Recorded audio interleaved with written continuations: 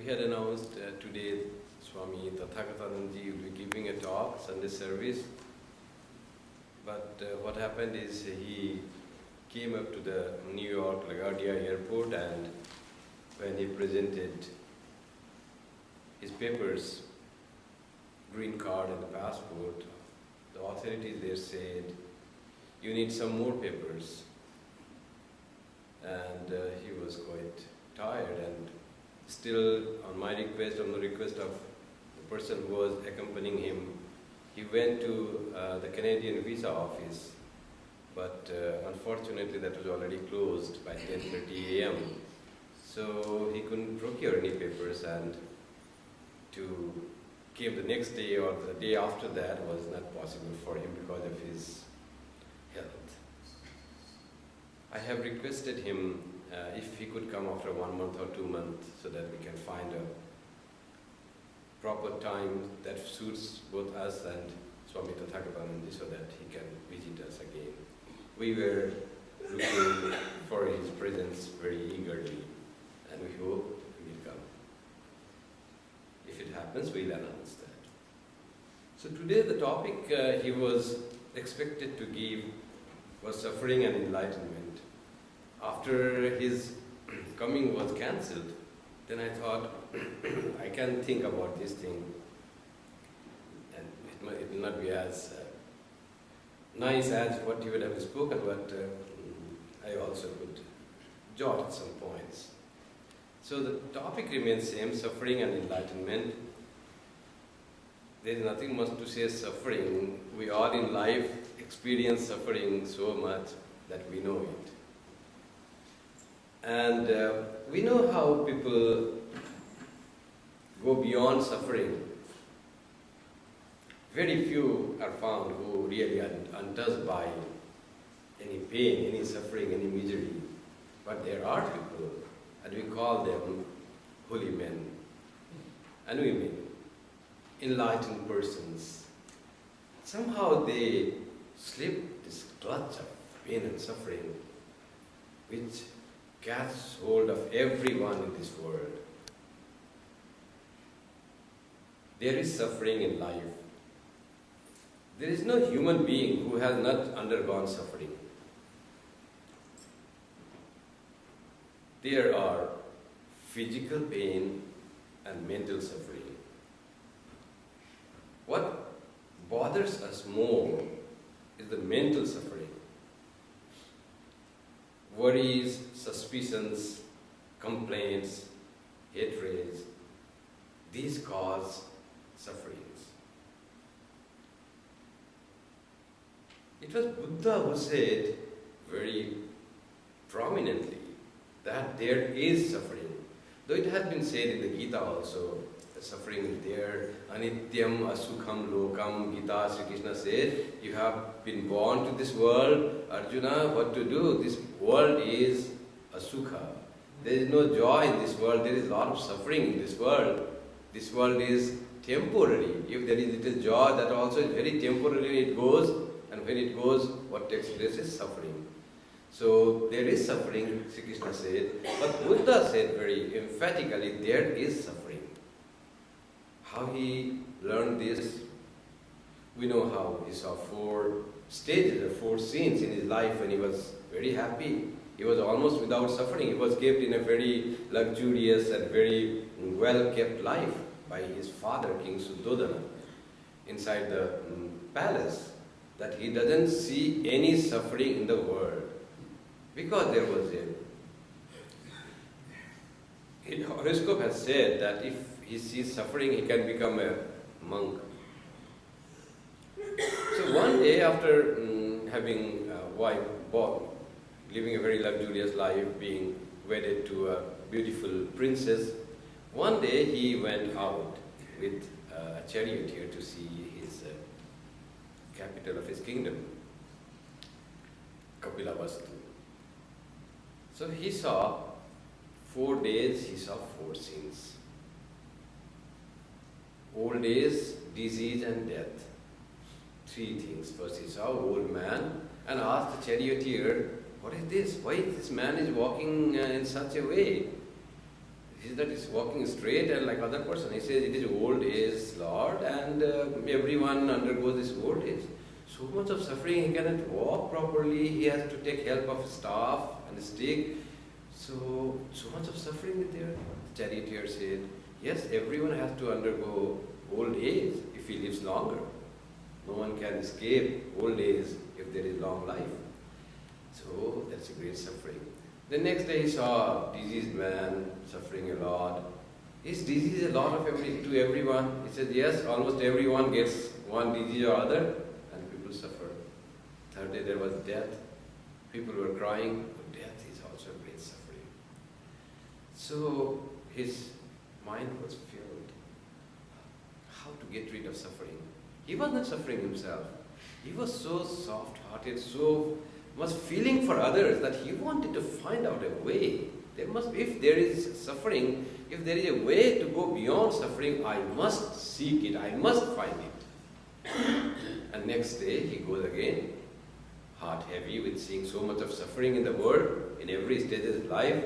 It is not the life of palace that he was leading. Human beings outside suffer so much. He saw only this suffering, old age, disease and death. He didn't see the suffering of conflicts, of hatreds, of unfulfilled desires. Those are not there. Yet he had not seen those. But these three scenes moved him very much. Fourth day he comes and he finds in this all suffering, a person seems to be very happy and untouched by suffering. And he asked charioteer, what is this? This man looks to be so different from others. He doesn't seem to be suffering in mind. Charioteer says, yes, my lord, he is a monk and he has grown spiritually and he has conquered suffering. Then he thought there is a way to go beyond suffering. So, as we know, then he practices, renounces the world, gives up his wife, a newborn child, all luxuries of prince, renounces everything and goes to the forest, living a poor life of an ascetic, goes to the teacher, but he had a zeal to find out I must find a way out of suffering of humanity. It was all unselfish search for Siddhartha. Then he goes and finds some teachers who taught high philosophy of Upanishads and yoga, in which a man, a person, an aspirant is supposed to undertake strict austerities, eating very little, giving no comfort to body, studying a lot, and longer meditation. Neglect of the body, not giving it food, he became emaciated. He studied 6 years like that. Very tough spiritual practice. And he learned a lot of Upanishads. But where was the way out of suffering? There was no truth yet gained. If there is truth which is beyond suffering, where is that? So his body had become so emaciated, he felt he will not survive. He is going to die. Then he felt that this is not the way. Too much of torture of body in the name of austerity is not the way to get enlightenment. He suffered a lot. Then he adopted the middle path. Give nourishment to the body. Don't live a luxurious life. Don't give it more than what it needs. But the basic needs for the body has to be given if one wants to attain the highest truth. He in fact echoed what Sri Krishna had already said in the Gita, that Nachati Shwapna Silasya Jagrato Neva Arjuna Yuktahara Viharasya Yukta Chestasya Karmasu Yukta Swapna Vabodhasya Yogo Bhavati Dukkha. You want to go beyond dukkha? Beyond suffering? He said to Arjuna. Then practice yoga. That yoga will take you beyond suffering. Yogo bhavati dukkha. Who destroys dukkha. Ha means to destroy dukkha, suffering. And what is yoga? He said, yoga is not eating too much, not eating too less, not sleeping too much, not sleeping too less. Yoga is not exercising too much or exercising too less. Yukta hara viharasya. Even a little of entertainment, relaxation of mind, that is also necessary, Sri Krishna says. Yukta ahara vihara, walking, entertainment, relaxation. So those, if you take the middle path, not to avoiding to extremes, you can practice yoga, and by practicing yoga, you will go beyond suffering. So practice yoga. Tasmat yogi bhavarjuna. Arjuna, become a yogi. That was Sri Krishna's advice. So Buddha then ate that Sujata's milk porridge, as you know, and he gained strength and he started meditation. Slowly these thoughts went deeper and deeper. One night, it was a full moon night, and Buddha felt that I must gain that enlightenment which is attained after many births, attempts in spiritual practice in many births, finally it is attained. And perhaps he felt that that time has come, and he sat under the Bo tree with firm resolution that I want to reach the truth. And in that process, if this body and flesh and blood melt, they destroy, they degenerate, that is acceptable. But not seeking the truth is not acceptable. Aprapya bodhim bahukalpa durlabham naiva sanat kayam atah chalishyate. I am sitting and I will not move my body from this sit without realizing the truth. How great this resolution was. Austerities that he practiced in his life earlier, though he did not reach him enlightenment, that had its role. Everything that we undergo, all suffering that we undergo, has some meaning in life. No suffering is useless. Suffering in life has a meaning. It enriches us. Swami Vivekananda says, both the suffering and the joys are in fact the teachers. They are just the lessons in our life. And we learn more through sufferings than through enjoyment. The purpose of life is to be educated, to learn and to see, and finally to realize that you're our own real nature. And only when we get our real nature, or we get the God, something is there that is untouched by the miseries and pain and suffering. We need to reach there. That is the way we can get beyond the suffering. So Buddha said, there is suffering. Very important. First, he said 4 noble truths. After his realization, enlightenment, he came and he started preaching. He said, I have to preach to the world what I have gained in my enlightenment. What was the enlightenment he got? He reached that state which is beyond all suffering, all death, all limitations, which is a perfect state, which is eternal state, which is immortal life, never-ending life. That state, what is experienced, he described as nirvana, cessation of all suffering. Nirvana means that, literally means blowing out, but it means cessation of all suffering. So he said there is suffering in world. It has been created. And if there is suffering, there is a cause of suffering. Suffering doesn't exist by itself. There is cause of suffering. It was the second truth that he preached, that he understood. The third, he said, when there is something cause, that caused thing can be eliminated. So anything caused can be eliminated. So this is, there are the ways to get rid of sufferings. Because he started his life of spirituality or search for truth to remove the sufferings of mankind. That was his aim. And he found out that there are the ways by which sufferings can be eliminated. And he said, to eliminate the suffering, you have to lead a life, very moderate life. That's what he's saying. Moderate living can make you free from suffering.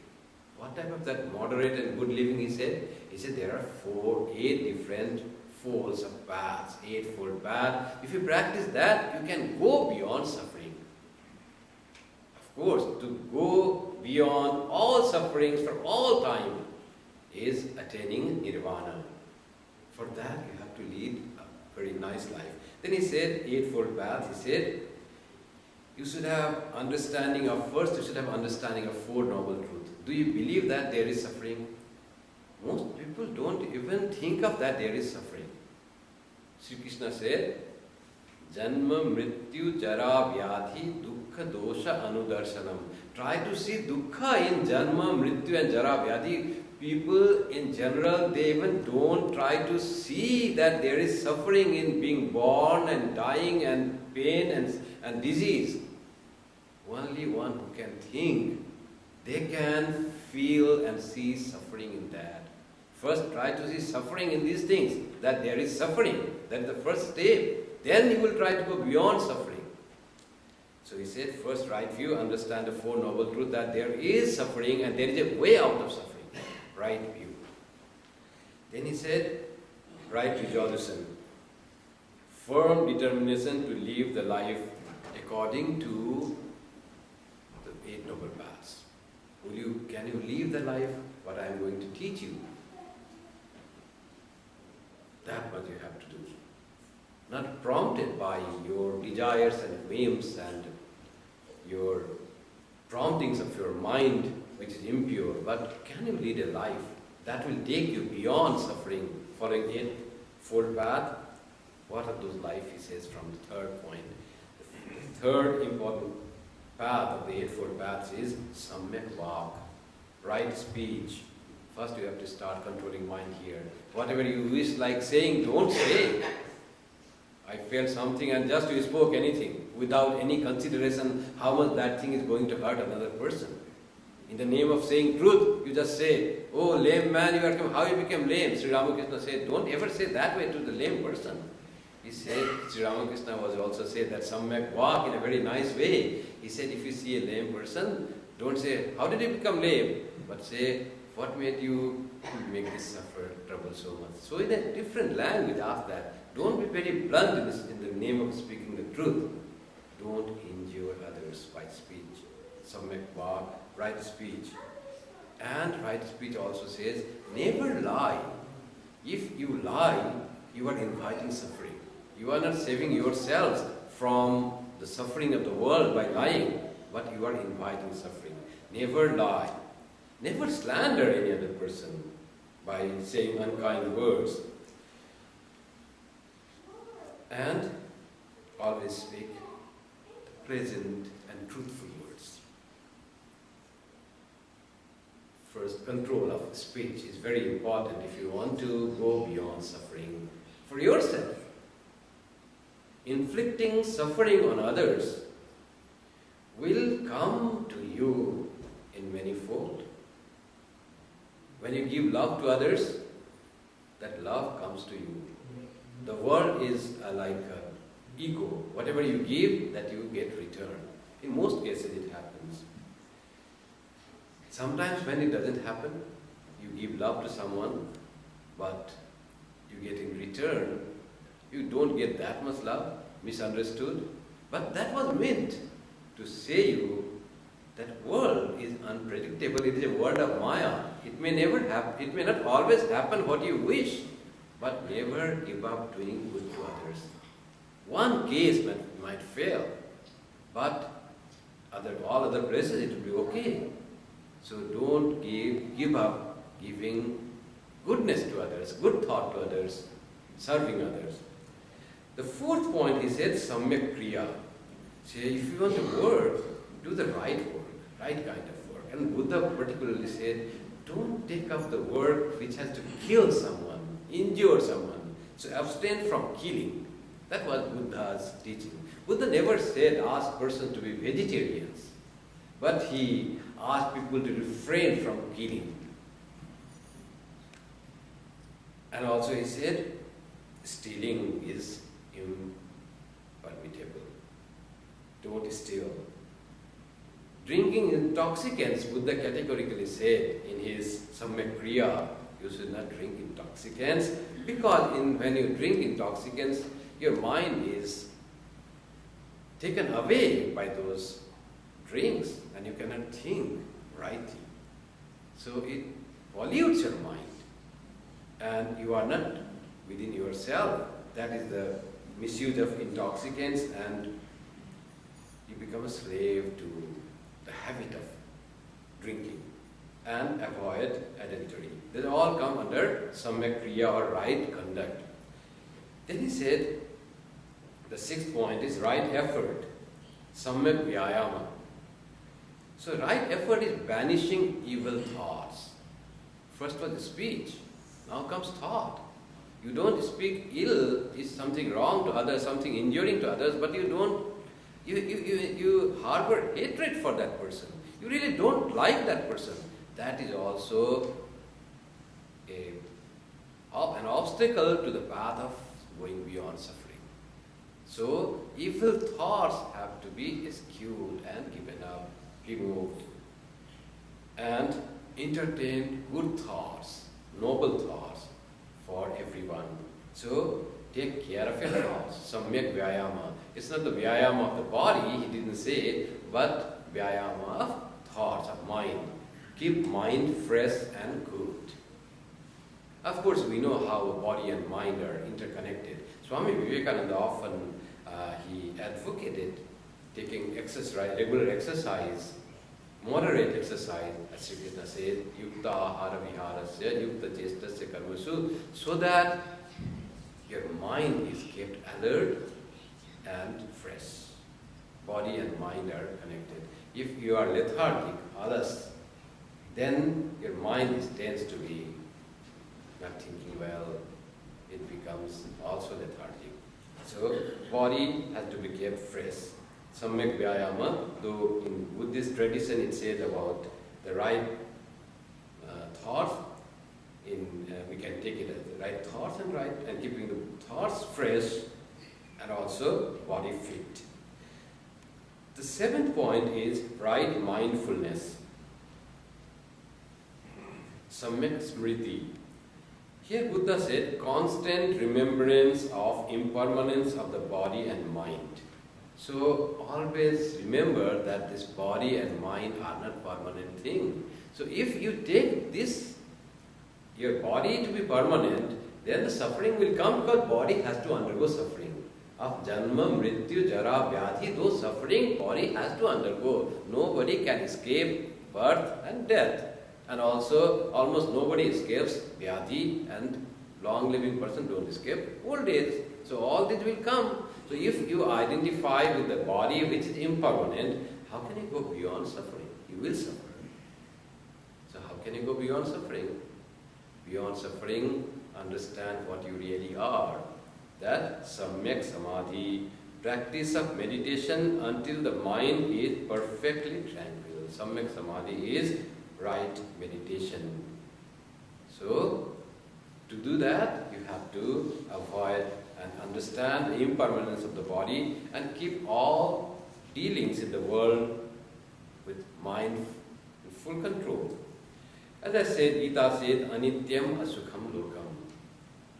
This world is impermanent, and you want permanence in this world, you want security in this world, you want everything to remain as it is. You are youthful, you are rich, you are whatever you have, you want to retain this thing for eternity. It is not possible. The world is not created that way. Today you are youthful and have a good health. Tomorrow you will be old and have disease. That is the nature of the world. So this world is that, anitya, impermanent, every moment changing. And also asukha. There is no real joy in the world. There is a lot of suffering. Then what to do? If there is suffering, how to go beyond? What Gita says, as Buddha said, you can go beyond suffering if you attain nirvana. If you can get rid of suffering by following Eightfold Paths. Buddha said one reason of suffering is tanha. Cause of suffering, he said there is a cause of suffering, and he said cause of suffering is tanha. Tanha is desire. Desire to gain things more and more. Desire to have happiness from the things of the world. That is tanha. And that is the cause of suffering. Then Sri Krishna, what he says? How can we get rid of suffering? So Buddha said, attain nirvana. Nirvana attaining is very difficult. We are not like Buddha sitting there and going deep into that. Sri Krishna has something to say for us. Is there any other way to go beyond suffering? Then he said, Imam prapa bhajaswamam. You have attained this world, unhappy, suffering, impermanent. Now what to do? You have been born as a man, human being here. So the best thing you can do is bhajaswamam. Worship me, worship God, remember God, surrender yourself to God. The God is the state which is beyond suffering. If you can come near that stage, through your worship, through your love, through your surrender, you will get rid of suffering. Sri Ramakrishna said very nicely, life in the world is suffering of hell from moment of birth. We often don't recognize. When there is pleasure, we forget we suffer. But life is suffering. Those wise persons see suffering even in pleasure.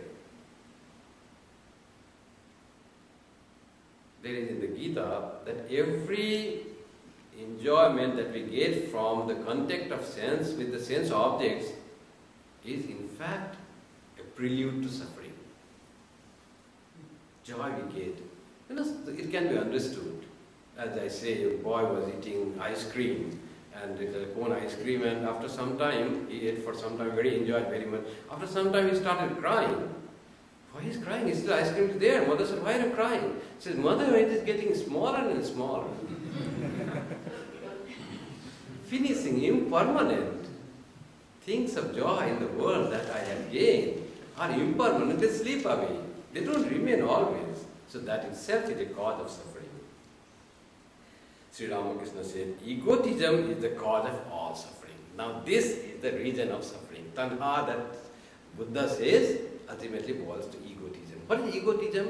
Egotism is understanding ourselves as something than what we really are. So, what really we are?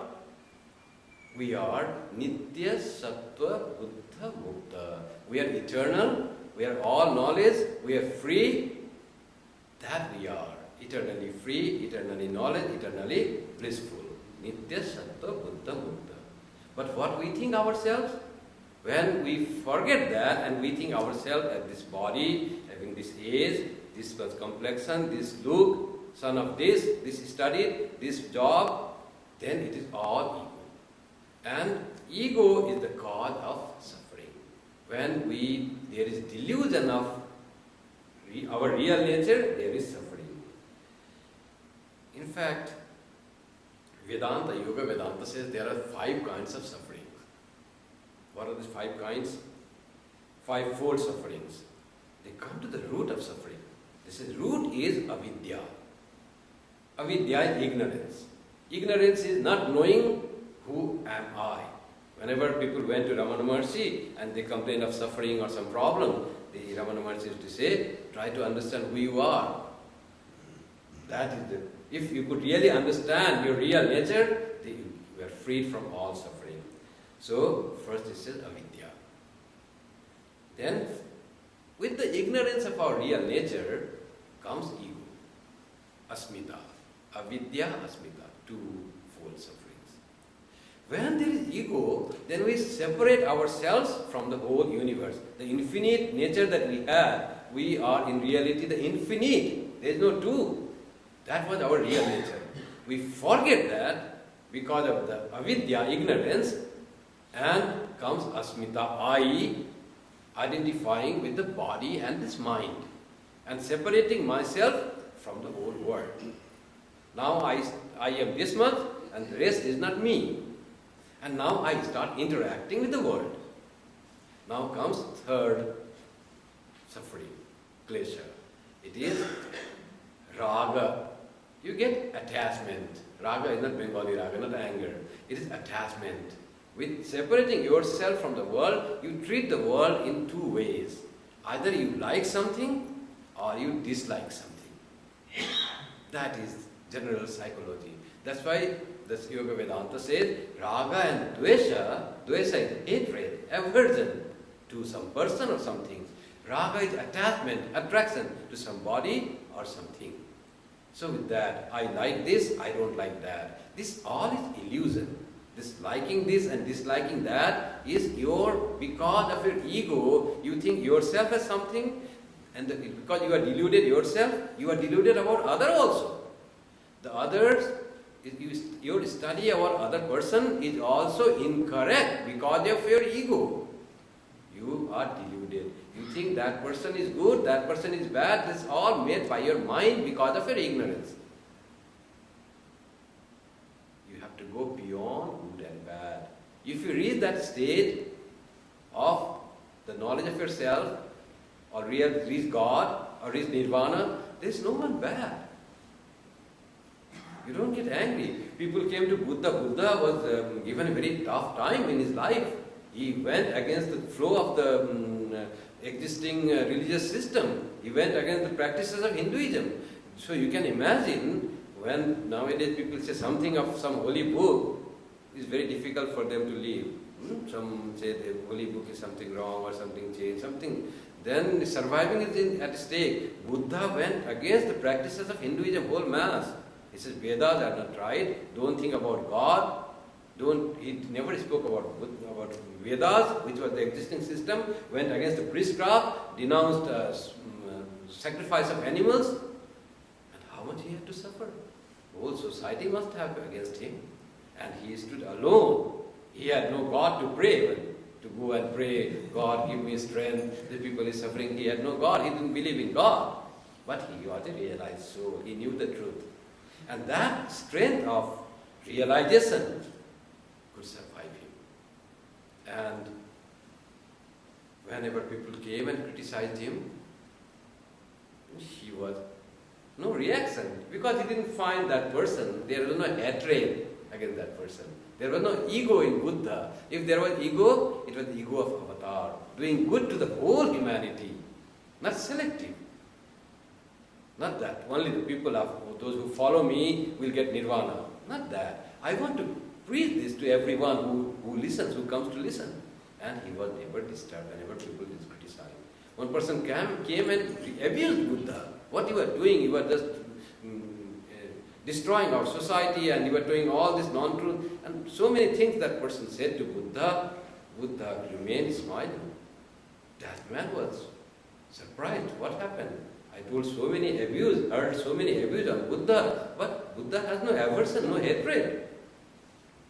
Then he asked, why did you react, sir? He was surprised and thought greatness of Buddha. Buddha said, you gave me so many things, so many bad words, but I didn't accept anything. And when you give someone something and if he doesn't or she doesn't accept, what happens to those things? Then man said, that man takes back, what he will do? He didn't accept. So I am not accepting anything what you said. If damn is bad, O Sahib, then you are damned, your father is damned, your father's father is damned. This is a story in Sri Ramakrishna's this thing. Once one Englishman went to a barber, local barber, and something happened, he cut his skin a little. and the Englishman called damn. So Barber didn't know the English.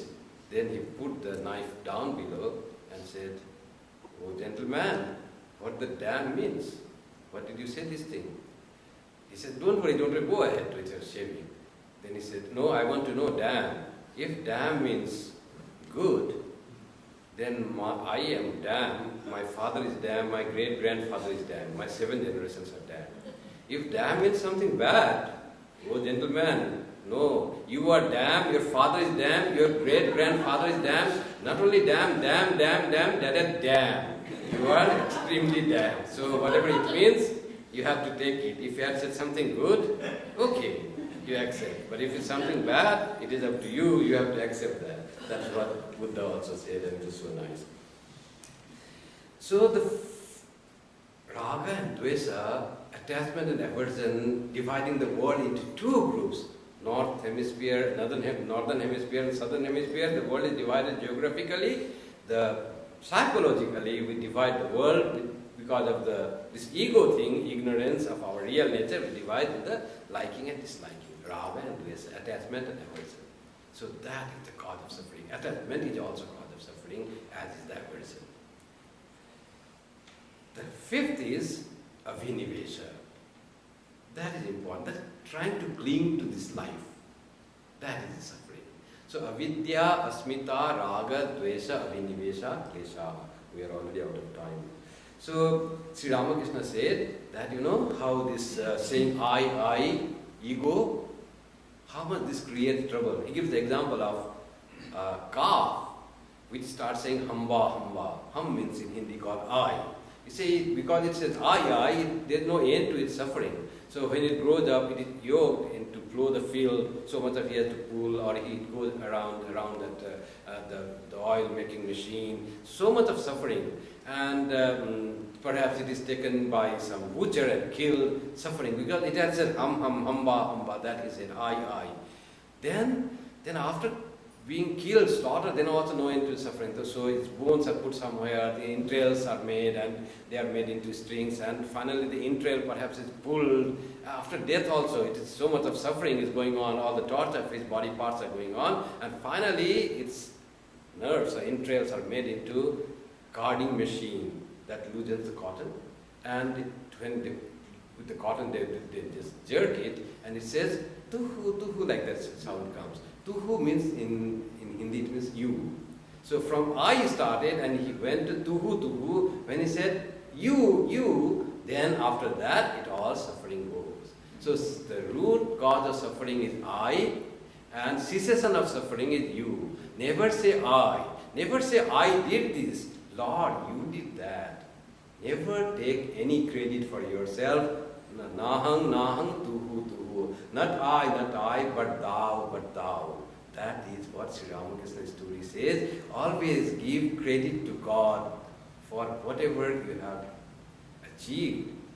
That is going beyond egotism and taking a hand to the pride that will bring, with the pride comes suffering. Why do holy persons suffer? I take a few minutes ago.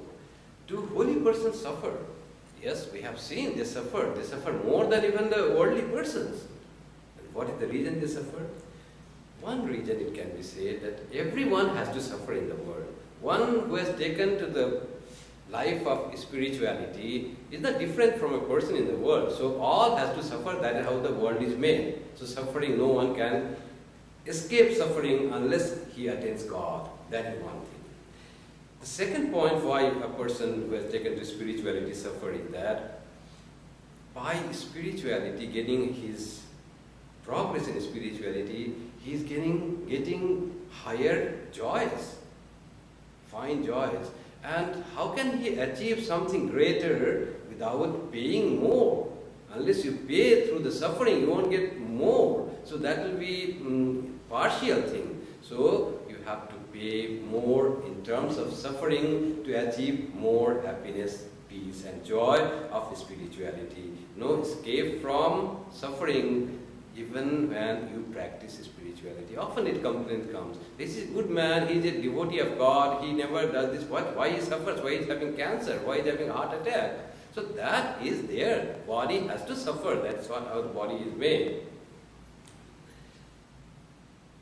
If an aspirant would suffer less than a worldly man and reap greater results in the form of joyful experiences of religion, this would put a utilitarian value on religion. You would be getting something for nothing. That won't happen.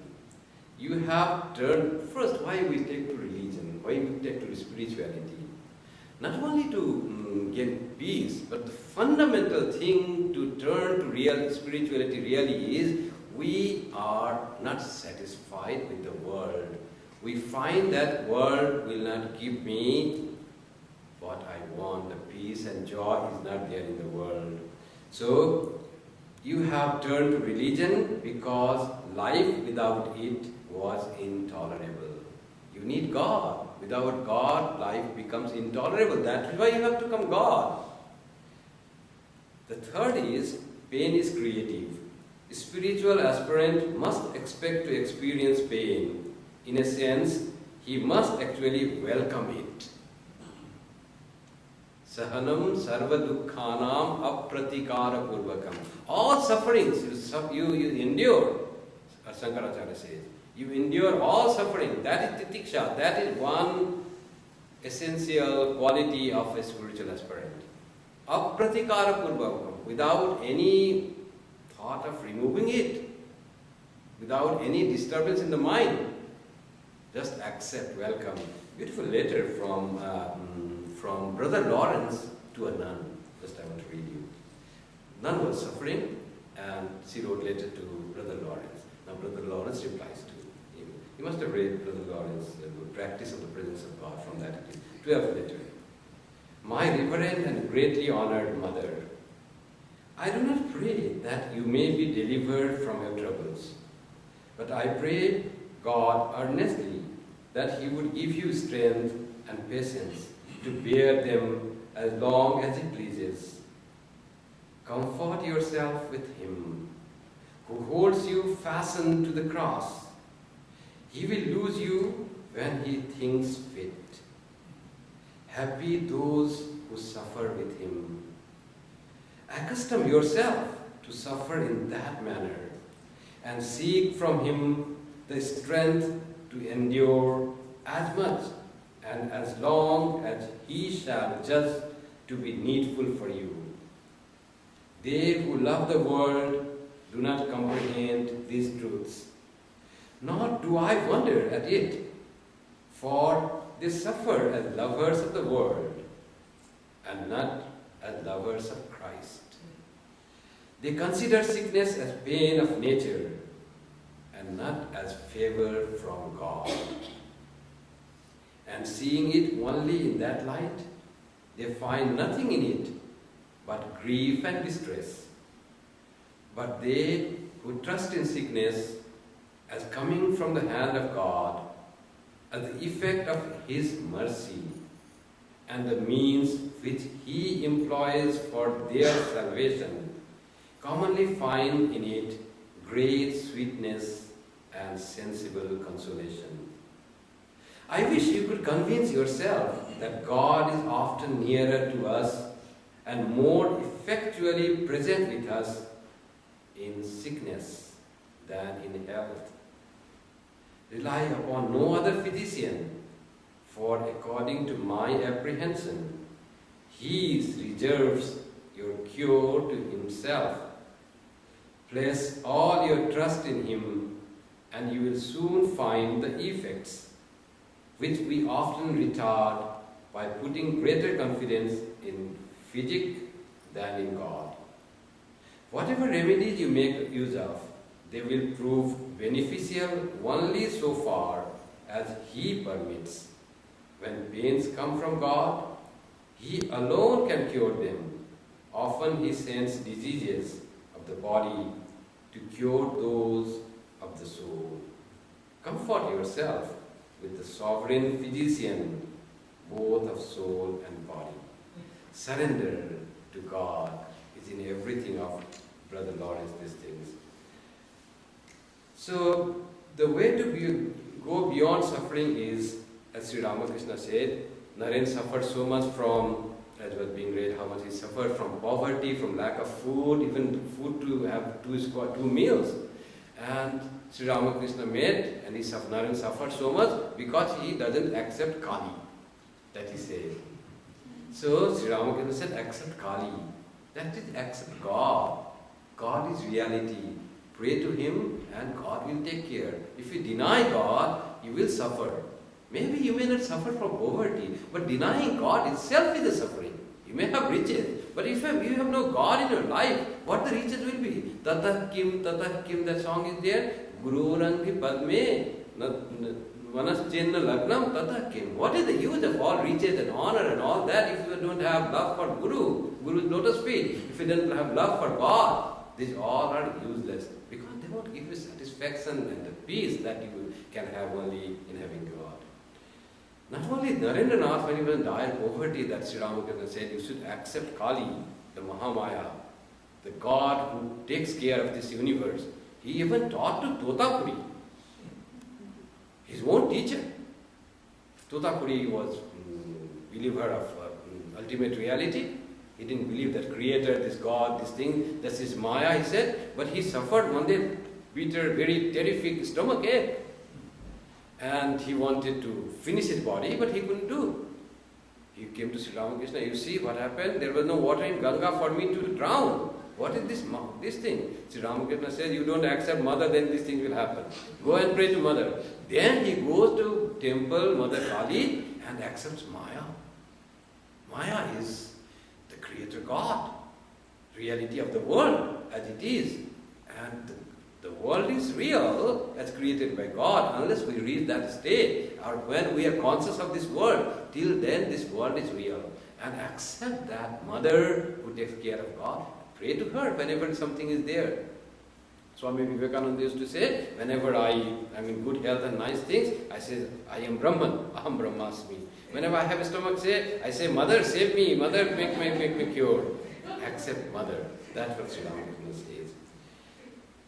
No more suffering if God removes doubts and reveals Himself. Suffering comes from doubts. That is the problem. Doubt about the existence of God. So we need to pray to God, remove the doubt about your existence. May I have full 100% faith in that you are there and you are merciful, you are compassionate, you are my most dear person and you are my guide.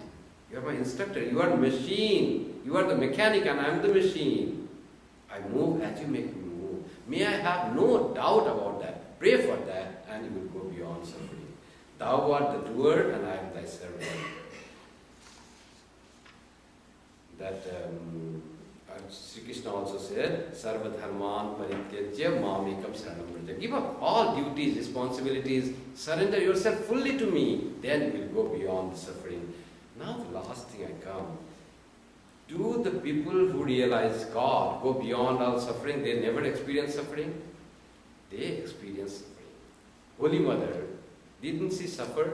Though she said, what you say about the suffering, I always find the peace of bliss always centered in my heart. But she had physical ailments. She suffered from gout, she suffered from Kala Ajar, she had suffering. But for these great illumined souls, when they suffer, it is very temporary. And when they bring their body, their mind on body, they suffer a little. And next moment, they think of something, God or their real nature, and they can take mind away from pain of the body or the mind. So they can do so easily which we cannot do. That is their thing. Swami Vivekananda also suffered a lot. Sri Ramakrishna himself suffered from simple persons like Hridaya. He said, he tormented me so much, I felt like giving up my body. And this was after realization of Brahman. You see, this happens when circumstances may make like that way. But for these, it's very temporary, and there is always inner that flow of realization that self always shines. Let me read from, and this is the last, from Sister Gargi about Swami Vivekananda's suffering in US. Very nice, I like this. Now she says about Swami Vivekananda's pain. First his pain. There was a period of some 2 years between the end of 1897 and at the end of 1899, during which defections and betrayals seemed to have come upon him fast and thick. One cannot say why it was so. Some said it was in his horoscope. But perhaps it was even more inevitable than that. Being Swamiji's disciple at close range involved the destruction of old and accustomed tendencies of mind. It quickly brought about the cracking of a long cherished shell, so that a new and transfigured person might emerge. This process was not always smooth. In a flawed personality, it could cause all sorts of tensions, aberrations, resentments, and almost frantic resistance. Swamiji was, of course, aware of these hazardous gyrations of spiritual growth and knew quite well what was the matter with those of his disciples who seemed to go berserk. Nonetheless, we know that each time a beloved disciple stabbed him, he felt what seems to have been the pain of a father or a mother whose child has turned away. Among those who defected, in some instances noisily and publicly, there was Leon Landesberg or Swami Kripananda. There were Henrietta Mueller and Madame Mary Louise or Swami Abhayananda. There was Mr. Edward Sturdy. And during this time period, there was a brahmacharini who quietly went back to a worldly life. Swamiji loved them all very much indeed. It is of course not possible to judge how deeply he felt in connection with the betrayal of any one person, but perhaps the long hard words suddenly revealed antagonism of Edward Sturdy hurt him so much than all the other defections put together. Mr. Sturdy had his personal problems, but he seemed eminently sane. As is well known, he was in charge of the London work during Swamiji's absence. Sturdy's incredibly insulting letters to Swamiji that he wrote in the fall of 1899 have been published. It is not possible to imagine that Swamiji did not suffer heartache when his beloved disciples, a long-hidden resentments, grievances, and hostilities suddenly surfaced. Nor can one think that his pain was not personal. True, one might say that his feeling was more for his mission than for himself. For Sturdy clearly had thrown over the London work and taken many with him in his desertion. But Swamiji knew that his work was part and parcel of Sri Ramakrishna's advent on earth. No number of Kripanandas or Miss Muellers or studies could alter so much as a ripple of its destined course. Sister Gargi says, I do not think, therefore, that Swamiji worried over possible harm to his work. He was wounded in a very human way. He grieved for a love betrayed. Writing in the fall of 1899 to Miss MacLeod from Risley Manor, Nivedita spoke of his suffering, Swami Vivekananda's suffering. Nivedita writes, the other evening, Swami came down for a cigar or something and found Mrs. Bull and myself in earnest talk. So he sat down too, of course. One could see that he was troubled, and for the first time he talked of 2 years foretold to him, of defection and disease and treachery, and of how it was growing thicker today than ever. He spoke of E.T. Sturdy and of the Indian troubles, and he said he found himself still a sannyasi. He minded no loss, but he could be heard through personal love. Treachery cut deep. Yes, Sarah had almost tears in her eyes when she came into my room after and sat talking of it for an hour. He had said something to, yes, Sarah, in that night's talk of the fact that he is guided and protected in His word. But all that is personal turns to ashes. So suffering even to the person of Swami Vivekananda's stature, this doesn't go. So in the world, there is suffering. When we act in this world, when we go beyond the world and hold up the feet of God, or touch and dive into our own real nature,